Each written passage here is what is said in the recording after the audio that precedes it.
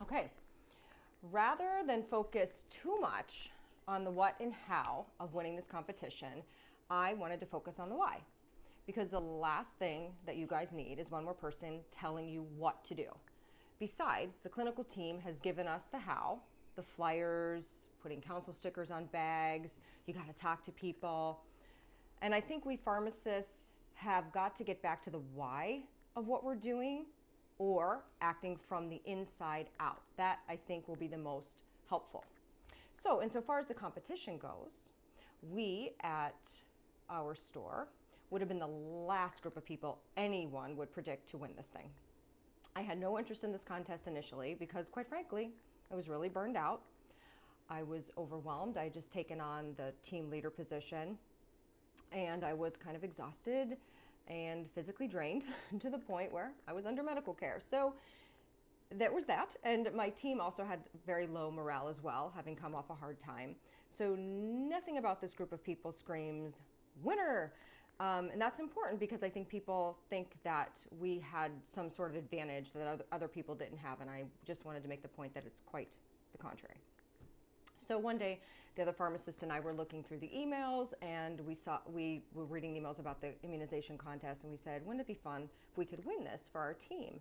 So we decided that that would be really something, and we were going to go for it. And then all of a sudden, I felt like kind of a renewed energy for my job, and I really knew that it would be good for the techs.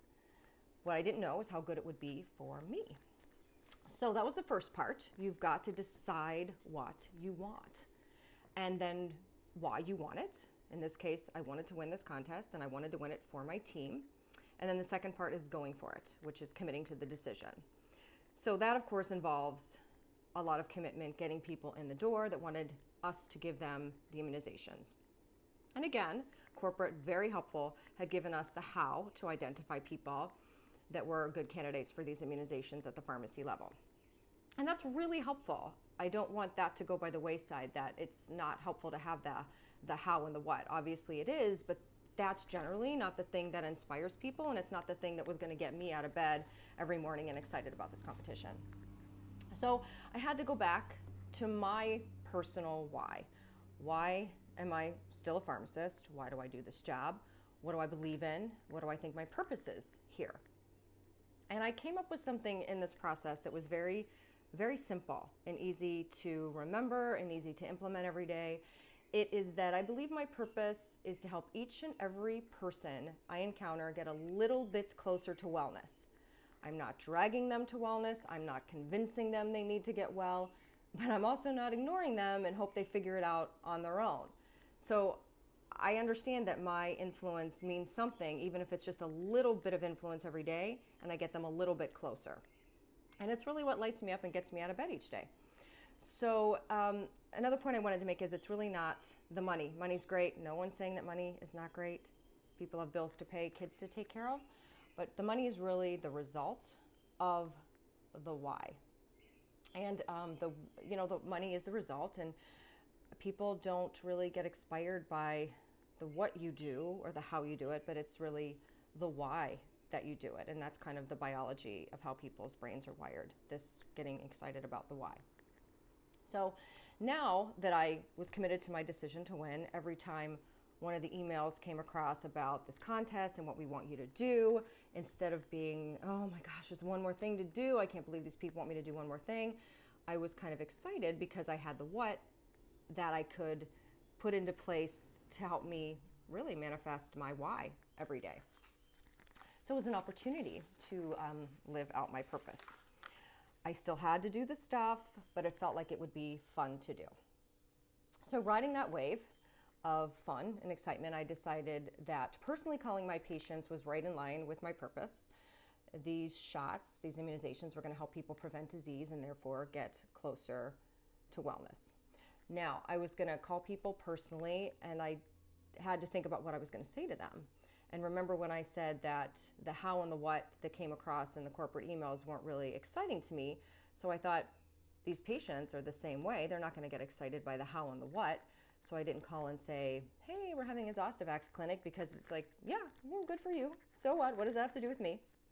So I was gonna call them and focus on the what I was doing. And I'll tell you what I said on each and every one of those calls, roughly. First, I'll tell you, though, that every week I was very consistent. Twice a week on the days that I closed the pharmacy, I called the patients I would most likely get in the door, the low-hanging fruit, as we say. People I had the best relationship with, who qualified, who had something to pick up in the will call that night, who had a zero copay on the immunizations.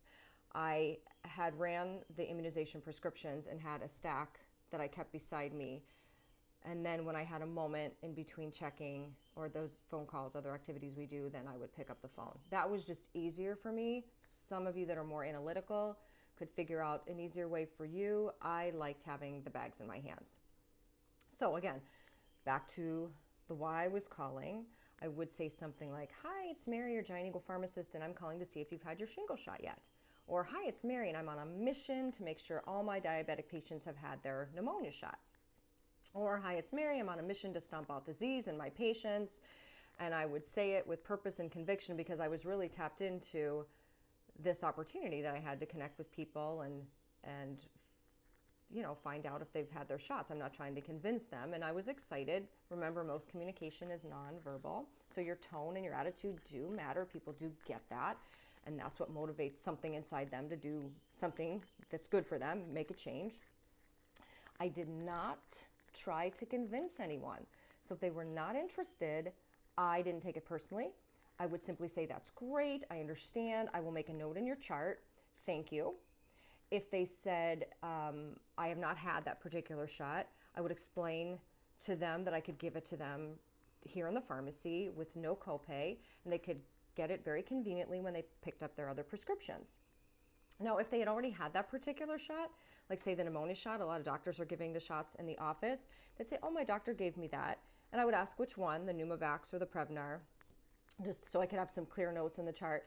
And if they said, oh, my doctor gave me that, I said, you have a really good doctor. Good for you. That is one less thing that you have to worry about, something very positive, so that I always ended the call with them feeling good about me. If they wanted me to give them the shot, like I said, I would simply put the bag I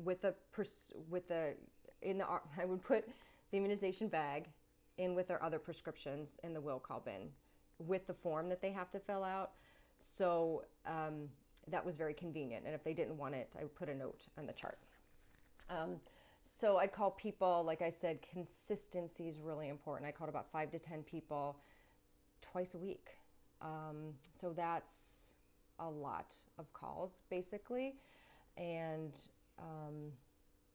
another good thing about the calls that I wanted to say is that your technicians and your other pharmacists hear you talking to people, and they hear your conviction and your purpose, and that inspires them, and they can, get inspired to use some of your words when they're talking to people at will call or drop off. So that is a really good tip because you solve many problems. Here's another reason it's good to know your why, the why you're a pharmacist. You're going to need something to motivate you when there are tough times. And everyone has this illusion that success is a straight line and there's no barriers. It's not true. Success is going to come with a lot of bumps and things to overcome. Things are going to go south, as they did with me. And we had 2 30-hour-week pharmacists and a 40-hour-week pharmacist. 2 of the 30-hour-week pharmacists, myself and another one, were really into this contest and were really promoting it, and the other one wasn't. So it's about half the team, the pharmacy team that we were working with. And I say that not to so that you understand that just because somebody isn't on board doesn't mean that what you want to do can't be done. Just go ahead and do it anyway. Someone else will catch on, someone else will join you and be inspired. And even if they don't, so what? This is about you and these people that you serve.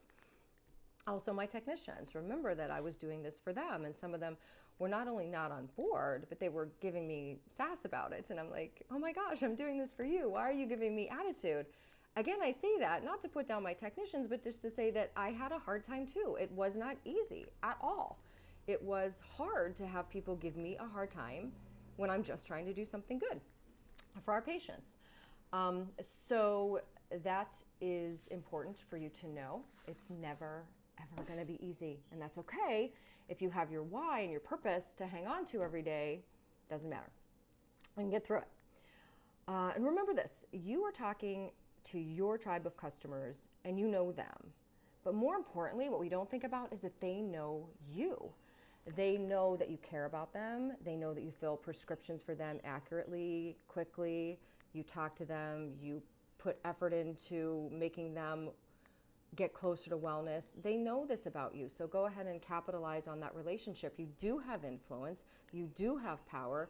I think a lot of times you just forget that because of the other stuff that brings you down, and you just don't use that. And that's the kind of stuff when you make that connection and inspire someone to make a positive change in their life, that feels really good, and you should do that for yourself as much as you can. Your opinion matters. You do have influence. So by doing these calls and all the other stuff that was suggested, flyers, council stickers, like I said in the beginning, we had built up a lot of momentum so that by the end of the last week of that competition, I had people that had promised me they'd come in for the pneumonia shot, the Tdap, the Zostavax, whatever it was. So again, I just called them back, not convincing, just reminding them of the commitment that they made to themselves to get that immunization. And I would say, hey, why don't you come in this week? I'm working this day. I can give you the shot. It's still going to be very easy for you. Come on in. We'll get that taken care of. The what and how of your job has been given to you by corporate. That's great. That's up to them. It's up to you to follow through. And there's one thing that they can't give you. So I think we have to stop asking them to do that for you. And that's something that only you can contribute. And it's the why you're doing what you're doing. And once you tap into that and operate from it, good things happen all around. A leader with purpose creates a happier workplace and a motivated staff. A leader with purpose creates loyal customers who treat you like an authority and not a pill counter. More importantly, for you, when you operate from your why, you'll have lots more job satisfaction, energy to do what you want to do at the end of each workday, and more joy. So here's your call to action. Watch Simon Sinek's TED Talk called The Power of Why, and take it to heart. Don't overthink it, and come up with your own why. Write it down. Tell people. Thank you for listening. Have a good day.